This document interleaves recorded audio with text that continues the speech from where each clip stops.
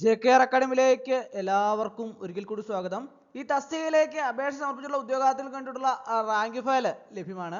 ഏറ്റവും പുതിയ സിലബസ്, ഓരോ ടോപ്പിക്കിൽ നിന്നുള്ള പ്രധാനപ്പെട്ട ക്വസ്റ്റ്യനുകൾ, പ്രീവിയസ് ക്വസ്റ്റ്യനുകൾ, ഇമ്പോർട്ടൻറ്റ് ക്വസ്റ്റ്യനുകൾ, എക്സ്പെക്ടഡ് ക്വസ്റ്റ്യൻസ്, എല്ലാ ഉത്തരങ്ങൾ എല്ലാം ഉൾപ്പെടുത്തിയാണ് റാങ്ക് ഫയൽ തയ്യാറാക്കിയിട്ടുള്ളത്.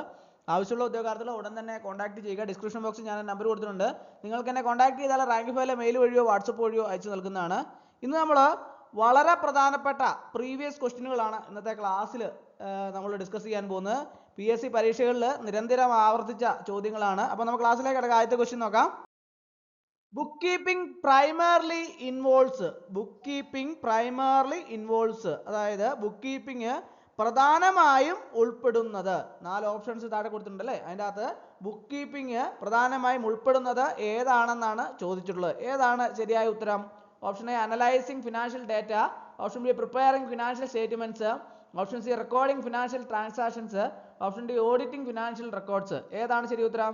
Book keeping primarily involves recording financial transaction, സാമ്പത്തിക ഇടപാടുകൾ രേഖപ്പെടുത്തുന്നു. അടുത്ത ക്വസ്റ്റ്യൻ.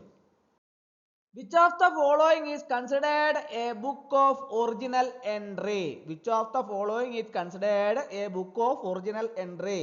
താഴെ പറയുന്നവയിൽ ഏതാണ് ഒറിജിനൽ എൻട്രി ബുക്കായി കണക്കാക്കപ്പെടുന്നത്?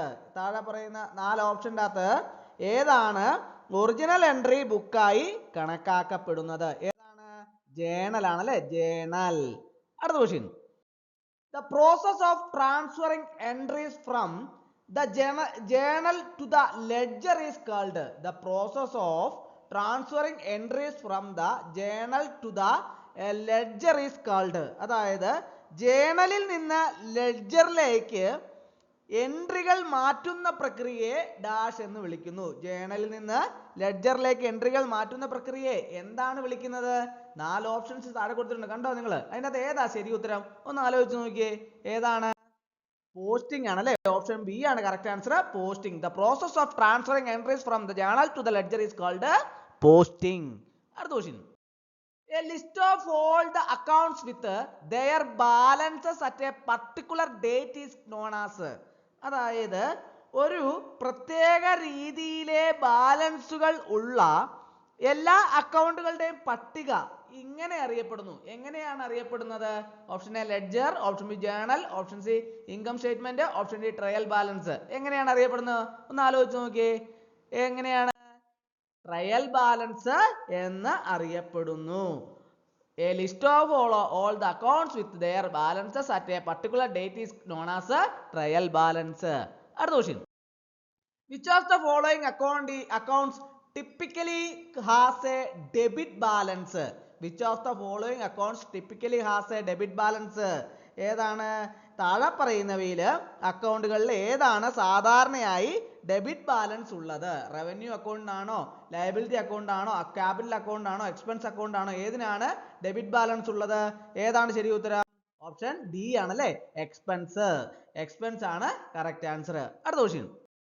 The basic accounting equation is, അതായത് അടിസ്ഥാന അക്കൗണ്ടിംഗ് സമവാക്യം താഴെ പറയുന്ന 4 ഓപ്ഷനുകളിൽ ഏതാണ് എന്നാണ് ചോദിച്ചിരിക്കുന്നത്. The basic accounting equation is, ഏതാണ് ശരി ഉത്തരം? Assets is equal to liabilities plus equity. Assets is equal to liabilities plus equity. അടുത്ത question. Purchasing goods on credit bill. Purchasing goods on credit bill, അതായത് ക്രെഡിറ്റിൽ സാധനങ്ങൾ വാങ്ങുന്നത്. Purchasing goods on credit bill. 4 options ഉണ്ടല്ലേ. അതിൻ്റെ അകത്ത് ഏതാണ് ശരി ഉത്തരം? Purchasing goods on credit bill, increase stock and increase accounts payable. Increase stock and increase accounts payable. Stock വർദ്ധിപ്പിക്കുകയും അടയ്ക്കേണ്ട അക്കൗണ്ടുകൾ വർദ്ധിപ്പിക്കുകയും ചെയ്യുക. Purchasing goods on credit bill, increase stock and increase accounts payable. അടുത്ത question. Receiving cash from a customer for services rendered bill.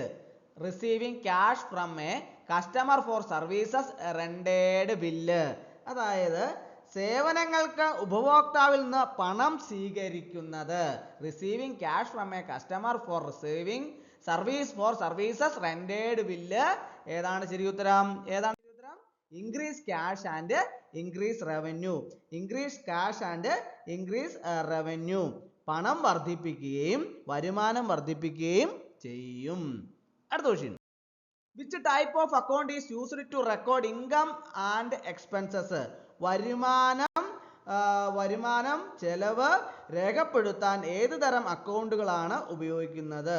വരുമാനവും ചെലവും രേഖപ്പെടുത്താൻ ഏത് തരം അക്കൗണ്ടാണ് ഉപയോഗിക്കുന്നത്? Real account, personal account, nominal account, liability account. ഏതാണ് ശരി ഉത്തരം? Nominal account. Which type of account is used to record income and expenses? Nominal account. The left side of a T account is used to record.